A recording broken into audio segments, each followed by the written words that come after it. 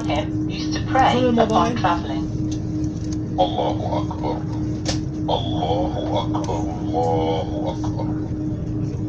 سبحان الذي سخر لنا هذا وما كنا له مقرنين وإنا إلى ربنا لمنقلبون.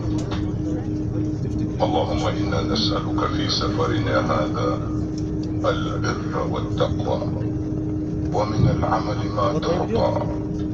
اللهم هون علينا سفرنا هذا واطو عنا بعده.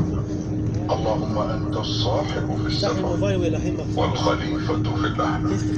اللهم إني أعوذ بك من وعثاء السفر وكآبة المنظر وسوء المنقلب في المال والأهل.